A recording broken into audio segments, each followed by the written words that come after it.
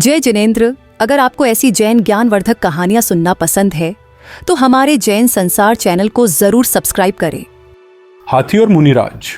भगवान ऋषभदेव के पुत्र महाराज बाहुबली की राजधानी पोदनपुर, जहां से असंख्यात राजा मोक्षगामी हुए। बाद में एक अरविंद नाम का राजा हुआ। मैं हाथी का जीव पूर्व भव में इसी अरविंद महाराजा के मंत्री का पुत्र था।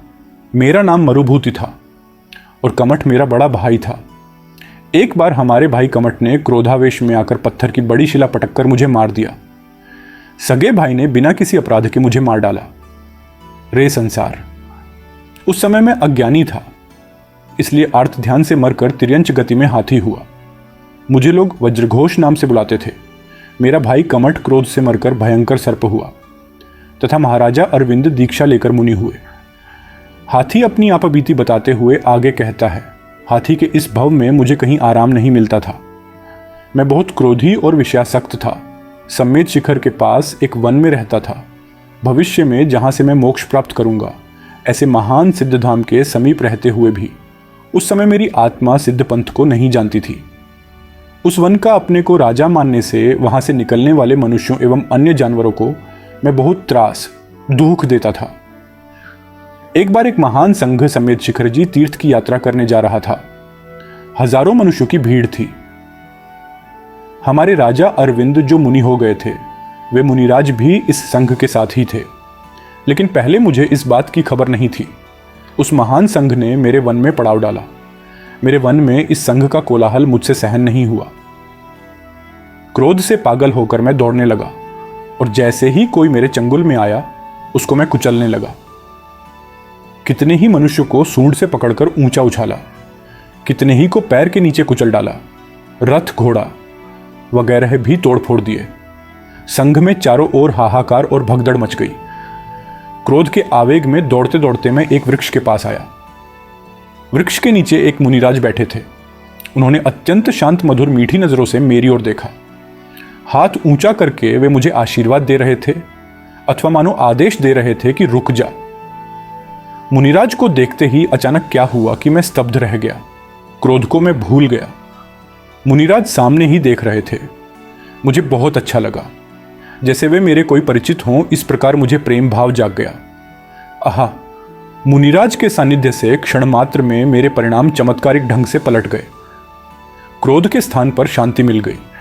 मैं टकटकी लगाकर देख रहा था। वहां मुनिराज करुणा दृष्टि से मुझे संबोधते हुए बोले, हे गजराज, हे मरुभूति, तू शांत हो। तुझे क्रूरता शोभा नहीं देती। पूर्व भव में तू मरुभूति था और अब भरत क्षेत्र का 23वां तीर्थंकर भगवान पार्श्वनाथ होगा। तुम्हारी महान आत्मा इस क्रोध से भिन्न अत्यंत शांत चैतन्य स्वरूप है। उसे तू जान। आहा, मुनिराज मुझे अत्यंत मधुर रस पिला रहे थे। मैं मुग्ध होकर उनकी ओर देखता रहा। इतने में मेरी नजर उनकी छाती के श्रीवत्स चिन्ह के ऊपर पड़ी। मेरे अंतर में स्मृति जागी। अरे, इन्हें तो मैंने पहले भी कभी देखा है। ये कौन है? ये तो मेरे राजा अरविंद हैं। आहा, ये राजपाट छोड़कर मुनिदशा में वीतरागता से कैसे सुशोभित हो रहे हैं।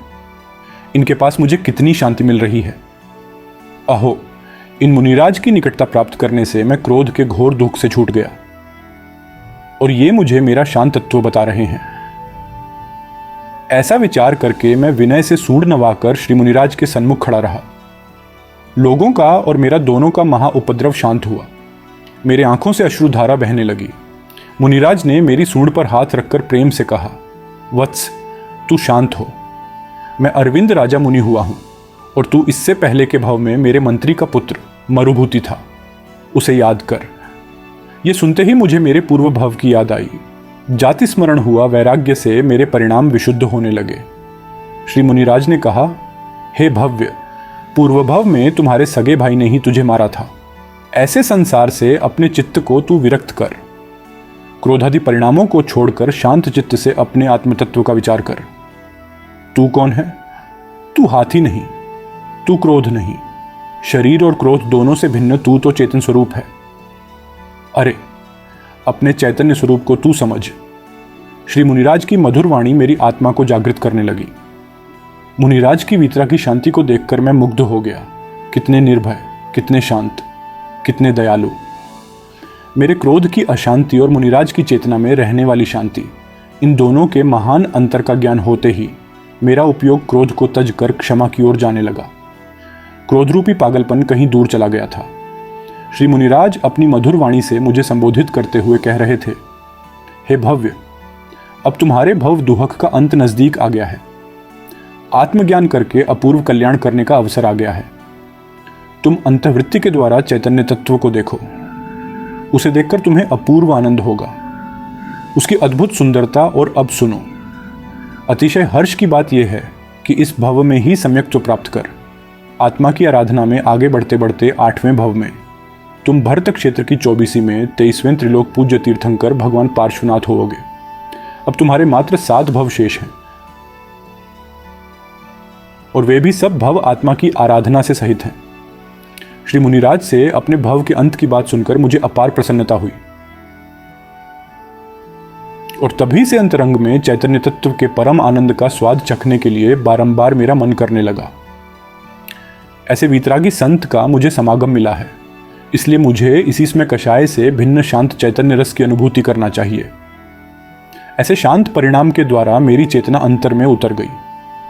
मैंने अपने परमात्म स्वरूप के साक्षात प्रत्यक्ष दर्शन किए। मुझे परम आनंदमय स्वानुभूति सहित सम्यक्त्व प्राप्त हुआ।